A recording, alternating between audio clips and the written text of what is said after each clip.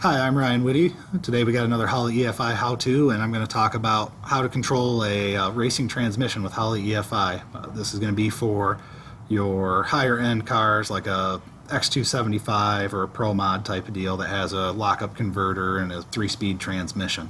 Lockup converter on a Pro Mod. What I do is I actually use one of the nitrous stages to control the output for the converter clutch. And what I do is set it up as you would a normal nitrous stage. So you need two outputs, or two inputs, one being the master enable, which I actually have looped to an output here. So I actually use the number 4 J3B26 on this to turn on the N2O output. I just have it looped in the connector back to the input for the N2O enable. And from there I have a trans brake input set up for input 1 that will disable the stage, my min and max RPM.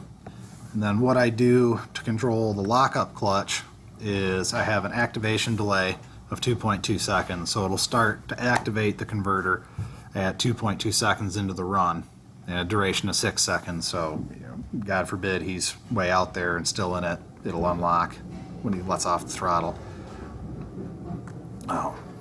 Pedaling control, I have a programmable restart set up on the stage. That way, if he's in the run and he has to pedal for whatever reason, get out of it, get back into it, the stage restart time is 8 seconds. So what'll end up happening, if he pedals it, it'll jump past the table I have down here and disable the stage. So what happens is he pedals it, it goes to 8 seconds on the graph here, and it won't lock the converter anymore. And that's just how he wanted it set up, so that's how we did it.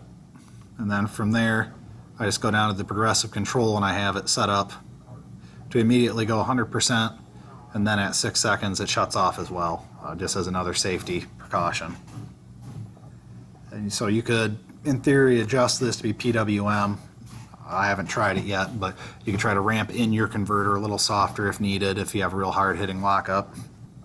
In theory, you could do a dry stage on this probably and add some fuel if needed.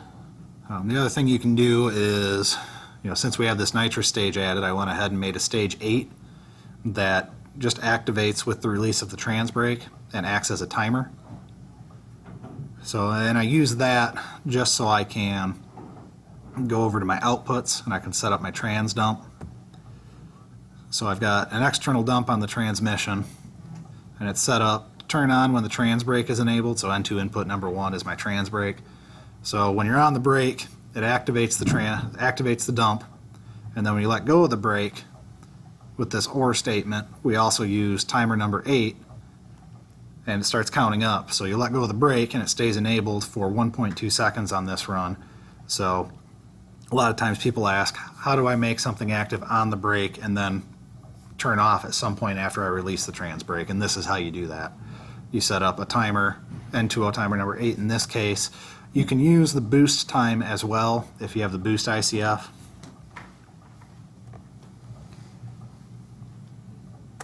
Which would be right there. Either one will work depending on what your car's set up for, nitrous car or boosted. And then the other thing that comes out of this is you can do 2 different shift RPMs using a timer as well if you have a 3-speed or a 4-speed transmission. And the way you do that is, so we have shifter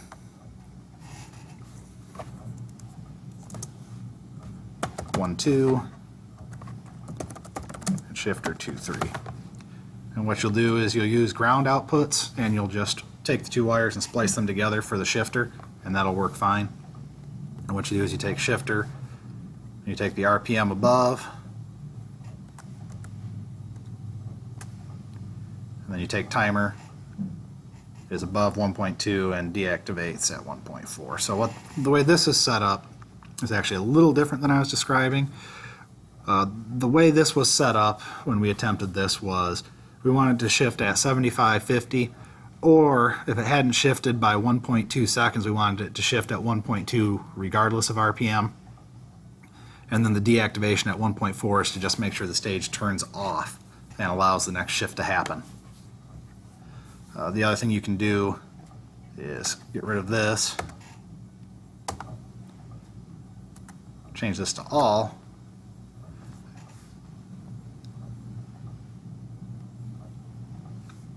so now what it will do is it will shift when RPM's above 7550 and the time is before 1.2 seconds after trans brake release. So this makes your first shift happen within 1.2 seconds. If you're not at 7550 yet, it's not going to use this input anymore.